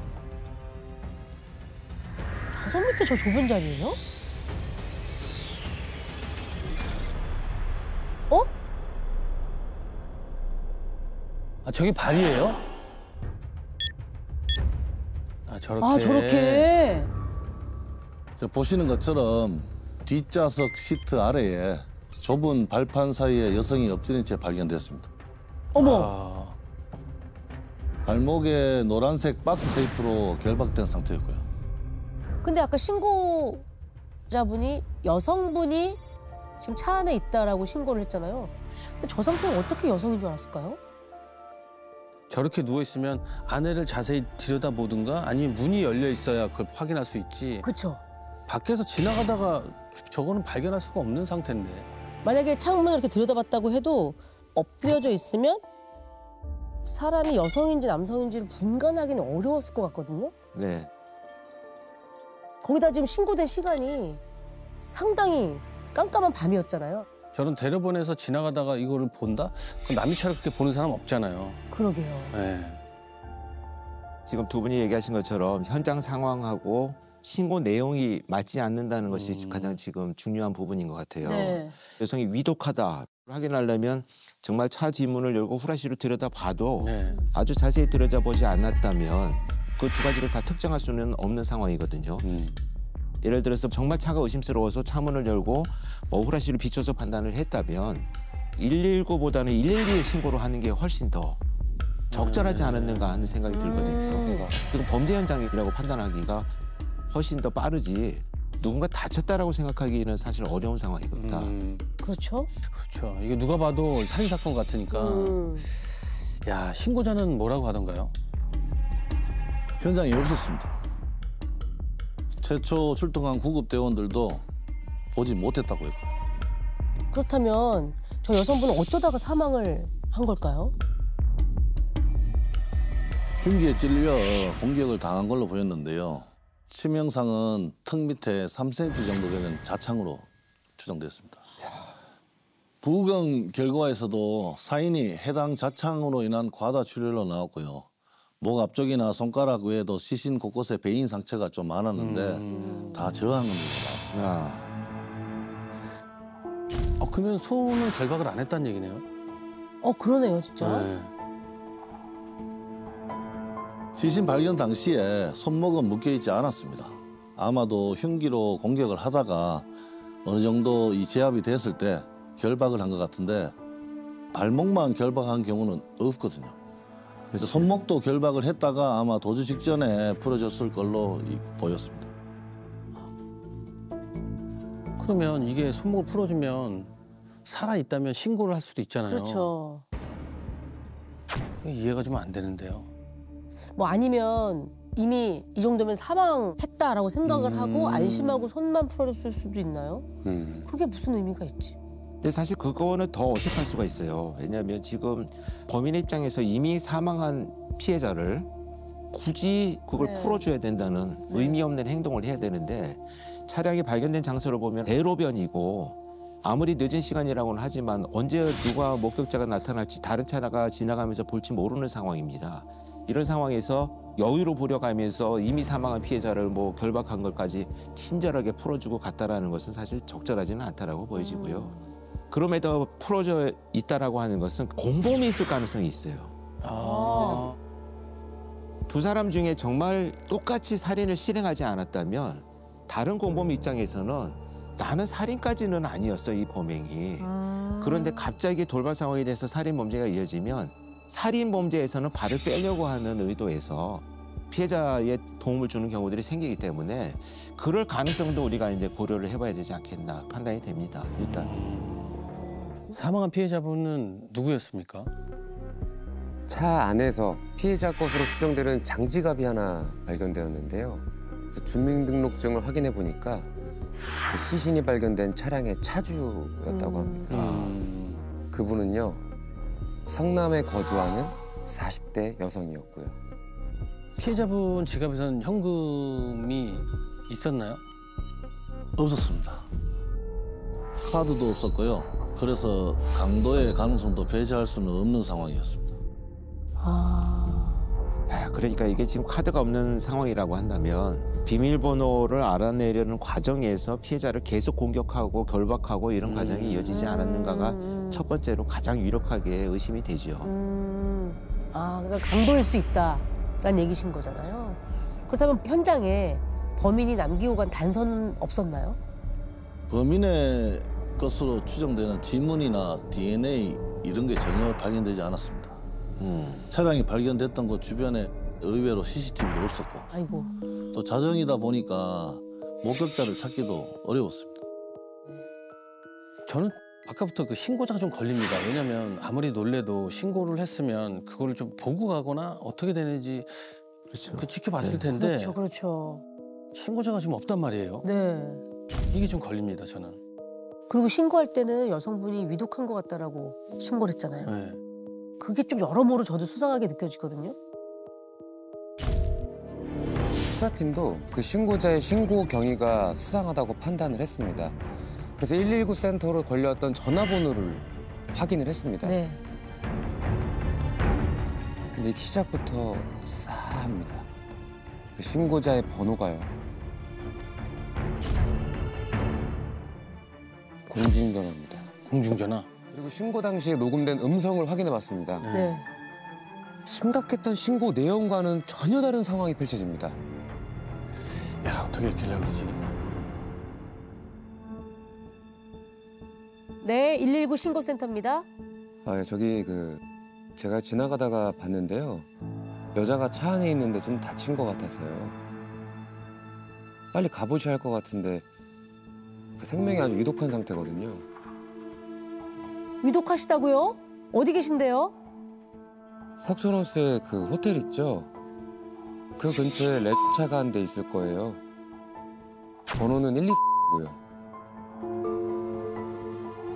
아, 지금 전화하신 곳은 교대역 근처로 확인이 되는데 차를 본 곳이 석촌호수라고요?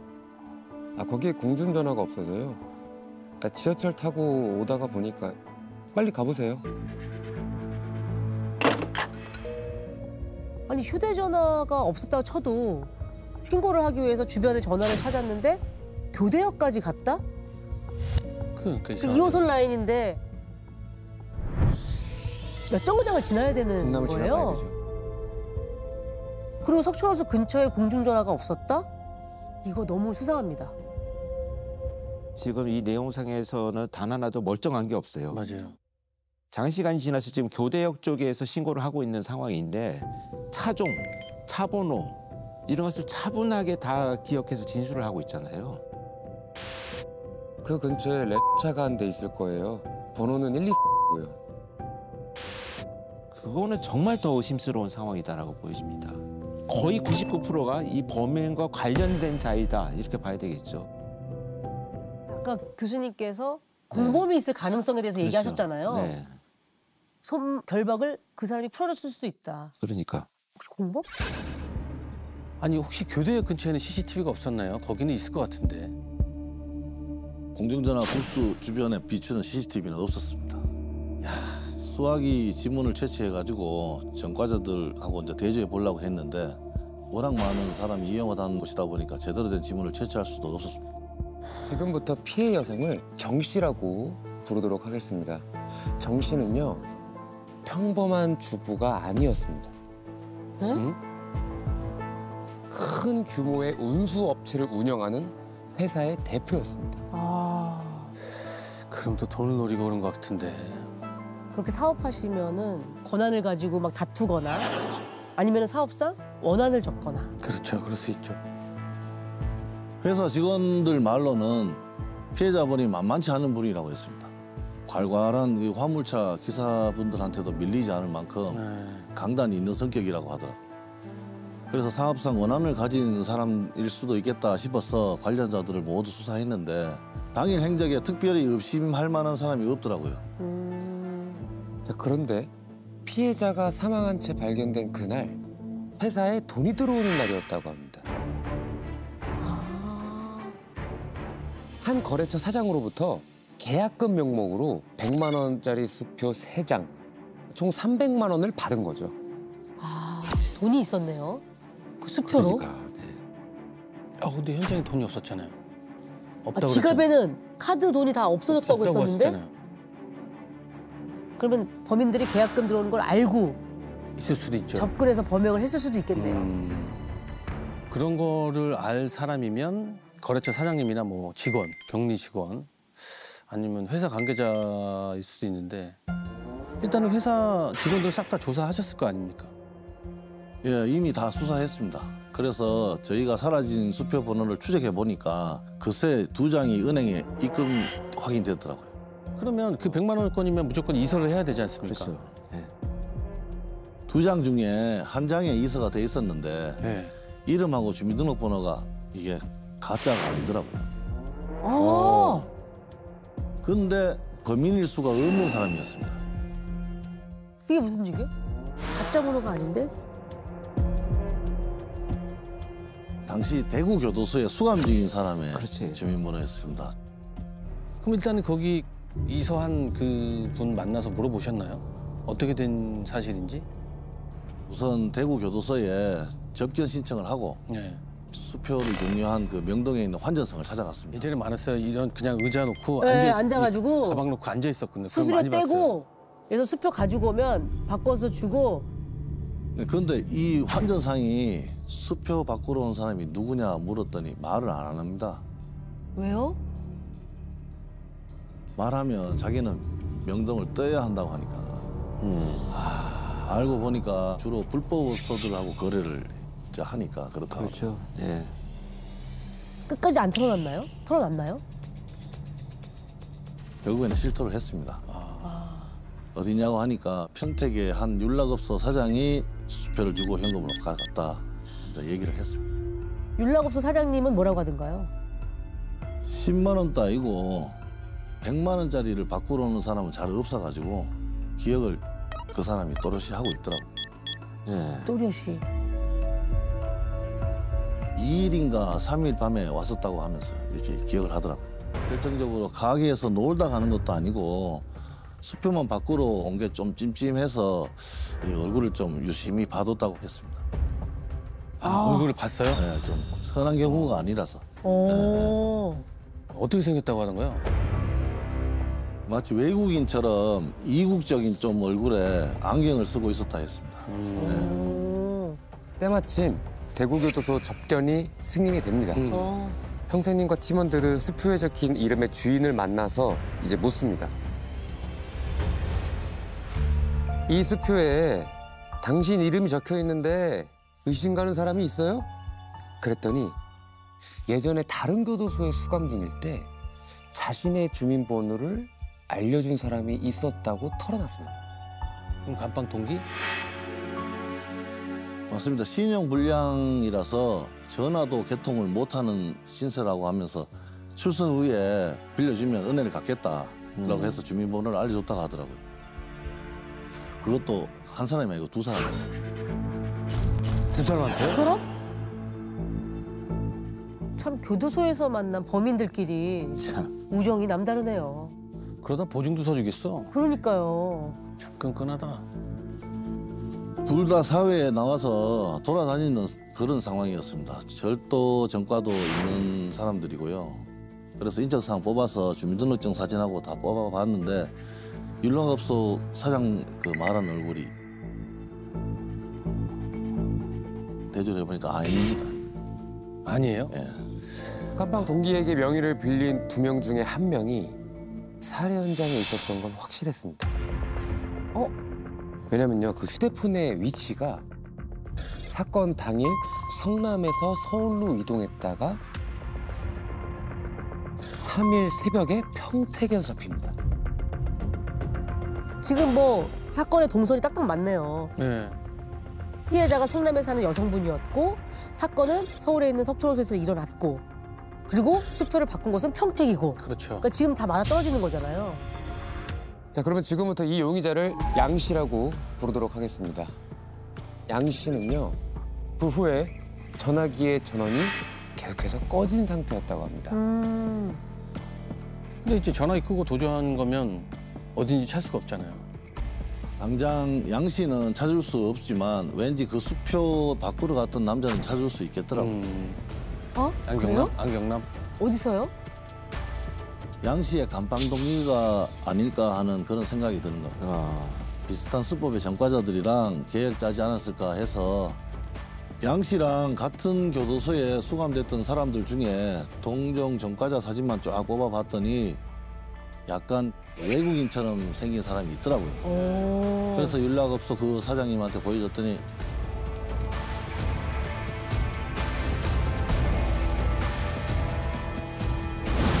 이게 맞다고 하는 거예요. 그럼 이 상황에서 양 씨가 전화기를 끄고 도주하고 있는 상태라면 그 공범도 마찬가지일 것 같은데요? 맞습니다. 휴대전화로는 위치 추적이 어려운 상황이었습니다. 사건 당일 서울에서 평택까지 이동했다면은 분명히 차가 있었을 것 같더라고요. 그래서 공범 명의로 된 차량이 있는지 이제 조회해서 확인해 보니까 한 대가 딱 확인이 됐는데 차 번호를 추적을 해보니까 인천항 인근 공터에 주차가 돼 있더라고요. 사건 다음 날에 3일에 중국으로 도주한 상황. 그냥 출국한 거죠. 중국은 어떻게 찾아요? 그 넓은 땅에. 그러면 중국까지 튈 준비를 다 계획을 짜놓은 거네요. 이게 왜냐면 사건이 있고 바로 다음 날 간 거니까 그렇죠. 이거는 계획을 완전히 세웠다고 봐야 될 것 같아요. 그때도 공조가 되어 있었나요? 2004년만 해도요, 중국과 공조 수사가 활발하게 이루어지던 때는 아니었다고 합니다. 자, 그렇게 시간은 약 한 달가량이 지나게 됩니다. 근데 갑자기 인천항에서 연락이 온 겁니다. 여기 인천항인데요. 그 범인들 내일 들어올 것 같은데요? 27일자 배편을 끊었어요. 한국 들어오는 배를 예배했다고요, 그러면? 그럼 양 씨랑 그 안경남이랑? 왜 지발로 들어오지? 사건이 그냥 묻혀졌다라고 생각을 네, 했나 보죠. 한 달 정도 지났다고 했으니까 이 정도면 들어가도 된다라고 판단을 했을 수도 있죠. 안 잡힐 거라고 생각하겠죠. 그렇죠. 네. 바로 형사과 20명 정도 전원이 모여가지고 인천항 지도를 딱 펴놓고 검거작전 짜기 시작했습니다.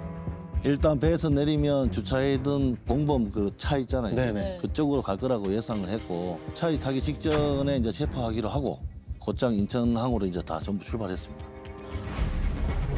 수사팀은요, 처음이자 어쩌면 마지막이 될지 모르는 그 기회를 놓치지 않기 위해서요, 27일 새벽부터 인천항 곳곳에서 잠복을 시작합니다. 이 형사님은 공범의 차 근처에서 대기를 하고 있었는데요. 배가 들어온 직후 이제 무전이 울립니다.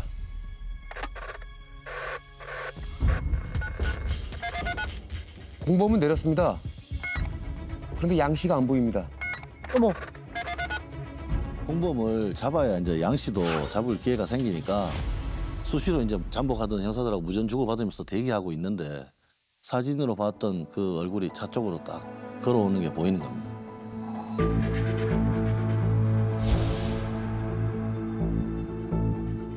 순간 공범이 이제 저를 보면 도망갈 것 같아가지고 옆에 있던 동료 후배한테 얘기했죠. 내가 다리를 절면서 갈 테니까 그 당시에 한창 뭐 사크래프트 게임 막 유행하고 있으니까 그 얘기를 이렇게 하면서 걸어가자, 자연스럽게 해라. 네네. 아무래도 특징을 좋으시니까 그냥 안심시키기 위해서 그런 연기를 하신 거네요. 앉아 계시니까 그런데 한 몫이 서우시겠어요? 이게 눈에 띌 수밖에 없는 게 이렇게 인천항에서 다니시면 네네. 야, 어떻게 보면 인천보다 더 커 보이신다. 이게 아무래도 범인이 이렇게 될 거 아니에요, 당연히. 그렇죠. 그런 재치를 발휘하신 거네요. 기지를 발휘해서. 그 순간에 네. 역시 용영이십니다. 그래서 어떻게 됐나요?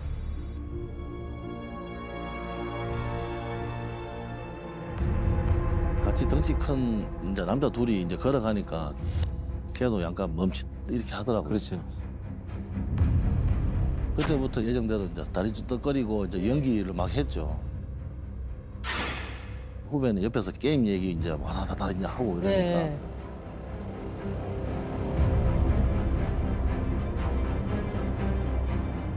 그러니까 이제 눈치를 보면서 이제 창문을 딱 열 때 이제 그때 이제 달려 들어가지고 바닥에 눕혀가지고 수압쳤습니다. 그리고 곧바로 형사님은요, 마산으로 달려갑니다. 마산? 인천에서 마산이에요? 마산은 또 무슨 일로?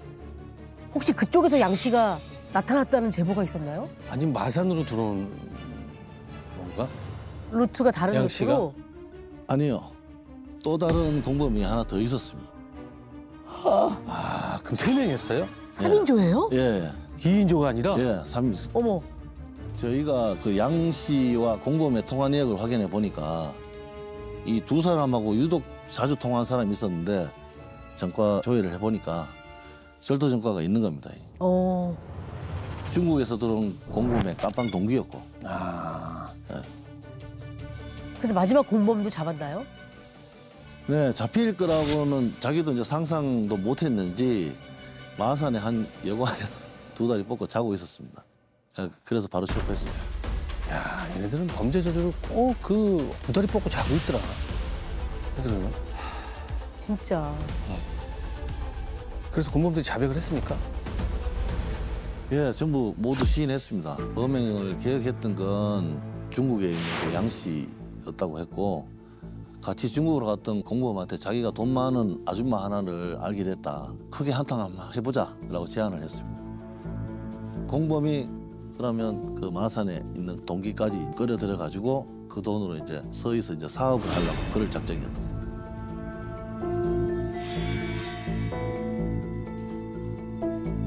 아니 그러면 신고는 결국 누가 한 거래요? 셋이 같이 움직였는데 직접 전화를 한 건 중국에서 들어온 공범이 신고를 한 겁니다. 예. 살인까지는 계획한 게 아니고 죽이려는 의사는 없었는데 피해자가 이제 저항이 심하고 이러니까 제지하다가 이제 우연히 칼에 찔린 거라고 이제 그렇게 진술을 했어요. 본인도 올라가지고 신고 전환을 이제 하게 됐다고 이렇게 하면서 그래서 손도 풀어졌다고 이렇게 얘기했습니다. 아이, 뒤늦게 이게 무슨 소리야. 사람 목에 칼 찔렸다며요. 이거 3억 원이면 이거라며. 네, 사참. 신고는 빨리 했어야죠. 그러면 본인들은 어디까지가 계획이었대요? 사전에 과도하고 박스 테이프, 장갑과 마스크를 구매를 했고요. 피해자 정 씨의 동선을 미리 파악해서 퇴근하는 순간을 노렸다고 합니다.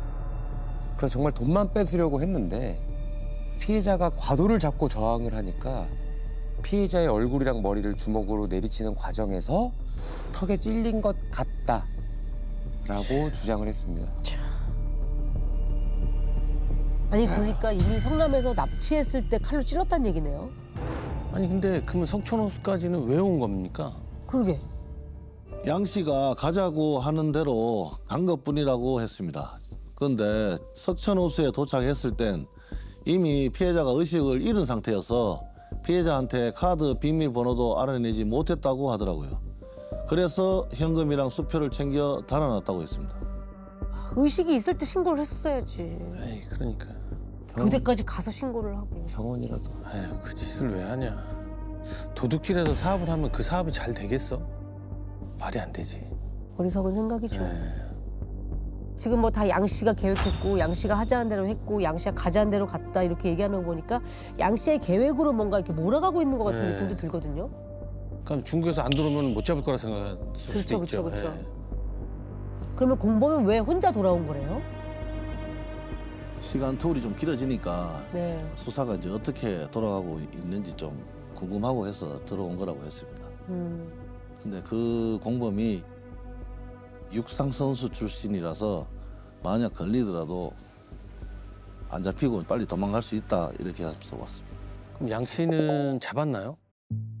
공범들이 잡힌 사실을 눈치가 챈 것 같아요. 그래 아예 중국에서 잠적했습니다. 아이고. 결국 1년, 2년 진짜 시간이 가니까 저희들도 이제 발령이 나다 보니까 이제 다 뿔뿔이 다 흩어졌습니다. 그 수사팀이 이제 다른 경찰서로 다 흩어지셨다는 얘기죠? 그렇죠. 다른 데로 발령 나면 이 사건을 할 수가 없는 거죠. 그렇죠. 아니 그러면은 완전 검거가 되지 않는 상태로 부분 검거만 되고 이 사건은 이렇게 끝나는 건가요? 저도 이렇게 끝나는 줄 알고 정말 놀랐거든요. 완전 범죄는 없습니다. 사건이 일어난 지 약 10년이 지났습니다. 2013년 11월 8일 중국 공안의 불신 검문에 딱 걸리고 맙니다. 주변에 이제 가명을 쓰고 살면서 가정도 꾸렸고요. 어머. 중국에서 심지어 떡볶이집까지 차려서 나름 분식집 대박 사장님이 돼 있었다고 합니다. 근데 어떻게 검문으로 양 씨를 검거할 수가 있었죠? 중국 공안이? 저희들이 다 흩어진 건 아니고 한 분이 남아 계셨어요. 제 선배 되시는 형님이신데 2008년에 양 씨에 대한 적색 수배를 인터폴에 요청을 해놨습니다. 그러니까 사건이 2004년에 있었는데 팀장님 2008년에 네. 인터폴에 요청해 놓은 게 예. 2013년에 검거로 이어진 거네요. 그러니까 형사님들이 포기하지 않으니까. 맞아요. 그게 잡은 거지. 집념이 통한 거예요. 이래서 완전 범죄가 없는 거죠. 없죠. 양 씨가 잡혔다는 소식을 듣고 진짜 막 이 얹혀 있는 10년 체증이 싹 다 내려갔어. 이 주범이었는데 재판 결과는 어떻게 나왔습니까? 그 3인조 중에 공범 둘 있지 않습니까? 각각 12년과 15년형을 받았고요. 납치는 계획적이었지만 피해자를 살해한 것 자체는 우발적이었다는 점, 그 직접 119에 신고한 점이 인정이 됐다고 합니다. 그리고 이제 사건을 주도한 양 씨, 살해에 직접 가담하지 않았다는 점 때문에 징역 10년형을 받았습니다. 그때 사고 안 치고 중국 가서 만약 떡볶이 사업을 했으면은 그건 온전히 자기 노력으로 된 거 아니에요? 그렇죠. 그게 낫지. 돈 많은 사람이 있으니까 한탕 하자가 너무 잘못된 말이에요. 그거는. 사람이라면 그렇게 그 탁해서 그렇게 정하면 안 되지.